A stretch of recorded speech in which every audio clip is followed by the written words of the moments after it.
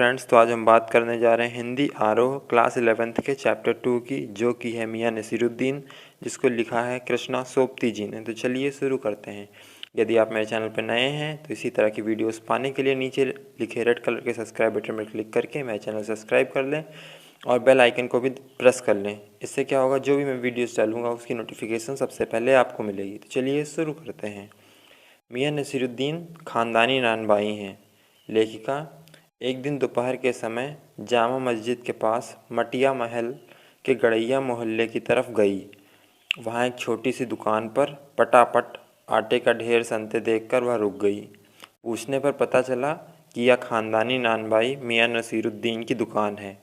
मियां 56 किस्म की रोटियां बनाने के लिए प्रसिद्ध हैं। लेखिका ने अंदर झाँका तो मियां नसीरुद्दीन उन्हें ग्राहक समझकर बोले, फरमाइए। लेखिका ने उनसे कुछ सवाल पूछने के लिए आग्रह किया।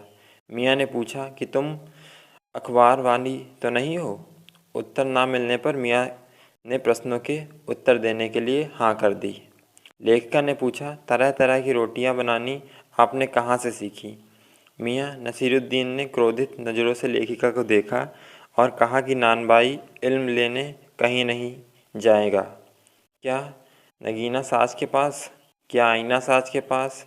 क्या मीना साज के पास? इस तरह तरह के उन्होंने लेखिका से प्रश्न किए। यह तो हमारा ख़ानदानी पेशा है, उन्होंने कहा। मैंने जो भी सीखा अपने पिता से ही सीखा। हमारे पिता का स्वर्गवास हो जाने पर हमने उनके ठिये पर आकर बैठ गए। ठिये मतलब उनके स्थान पर आके बैठ गए। लेखिका ने प्रश्न किया, आपके पिता? मियां ने जवाब दिया, हमारे पिता वालिद साहिब मशहूर थे। मियां बरकत शाही नानबाई गढ़ैया वाले के नाम से उनके पिता मशहूर थे। उनके दादा आला नानबाई मियां कल्लन थे। लेखिका ने पूछा, आपको इन दोनों में से किसी की भी कोई नसीहत याद हो तो बताइए। मियां ने कहा, काम करने से आता है, नसीहतों से नहीं। लेखिका ने कहा, तो मियां आपने सीधे ही नानबाई का हुनर सीख लिया? मियां बोले, पहले बर्तन धोना सीखा, भट्ठी बनाना सीखा, आँच देना सीखा। कहने लगे, तालीम की तालीम भी बड़ी चीज़ होती है। पहले हमने खोमचा लगाया, तभी आज यहाँ बैठे हैं। लेखिका ने पूछा, क्या यहाँ और भी नानबाई हैं? मियां ने कहा, बहुत तेरे मतलब बहुत सारे हैं, पर नान ख़ानदानी नहीं है। कहने लगे कि हमारे बुज़ुर्गों से बादशाह सलामत ने यूँ कहा, मियां नानबाई कोई ऐसी चीज़ बनाओ। मतलब कि बादशाह ने उनके बुज़ुर्गों से कहा कि मियां नानबाई कोई ऐसी चीज़ बनाओ जो ना आग से पके न पानी से बने। तो उन्होंने ऐसी चीज़ बनाई जो बादशाह सलामत ने खूब खाई और खूब सराही। पकवान का नाम पूछने पर कहने लगे, हम नाम नहीं बताएंगे। कहा गया है ख़ानदानी नानबाई कुएं में भी रोटी पका सकता है। लेखिका ने फिर पूछा, आपके बुज़ुर्गों ने शाही बावर्ची खाने में काम तो किया होगा? मियां ने कह दिया, ना कि बादशाह सलामत के हुक्म पर पकवान बनाए जाते थे। लेखिका, दिल्ली के किस बादशाह के यहाँ आपके बुज़ुर्ग काम किया करते थे?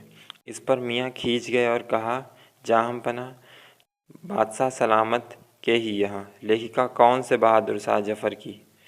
मियां, आपने बादशाह के नाम चिट्ठी रुक्का भेजना है क्या? क्या मियां अपने शागिर्द को भट्टी सुलगाकर काम करने के लिए कहता है? लेखिका के मन में बहुत से और प्रश्न आए कि पूछ लें। आपके बेटी बेटियां हैं, पर मियां नसीरुद्दीन के चेहरे पर अलग तरह की रंगत देखकर प्रश्न न पूछने का फैसला किया। लेखिका ने पूछा, यहाँ इस भट्टी पर कौन सी रोटियां पका करती हैं? मियां ने कहा, बकरा खानी, सारी माल, ताफ्तान, बेसनी, खमीरी, रुमाली, गांव, दीदा, गाजेबान, तुनकी यादें। एकाएक मियां की आंखों के आगे कुछ कौंध गया और कहने लगे, उतर गए वो जमाने गए। वे कद्रदान जो पकाने खाने की कद्र करना जानते थे वो अब नहीं रहे। मियां, आप क्या रखा है? निकाली तंदूरी से, निगली और हजम कर ली। तो ये स्टोरी सिर्फ इतनी थी। तो यदि आपको मेरा वीडियो पसंद आया तो प्लीज़ नीचे मेरी वीडियो को लाइक करिए और मेरे चैनल को सब्सक्राइब कर लीजिए। धन्यवाद दोस्तों।